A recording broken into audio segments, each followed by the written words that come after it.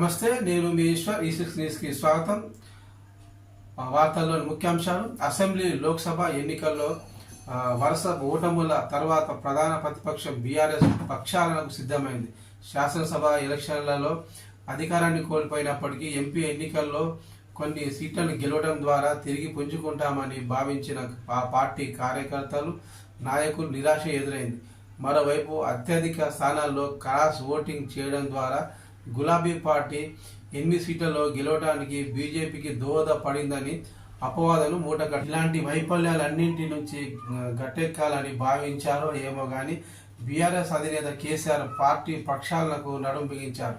ఇందులో భాగంగా ఇంతకాలం రాష్ట్ర అధ్యక్షుడిగా ఉన్న తాను ఇప్పుడు బాధ్యత నుంచి తప్పుకొని వేరే వారికి ఆ పదవి అప్పగిస్తే ఎలా ఉంటుందని యోచిస్తున్నట్టు సమాచారం.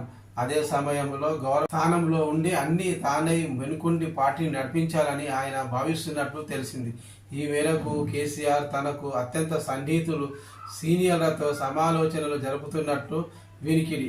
ఎస్సీ, ఎస్టీ, బీసీ, మైనార్టీ వర్గాలు పార్టీకి దూరం అయ్యాయని ఆవేదన వ్యక్తం చేశారు. వారి దగ్గరకు చేర్చుకునేందుకు అన్ని తానై నడిపించాలని భావిస్తున్నట్టు తెలిసింది.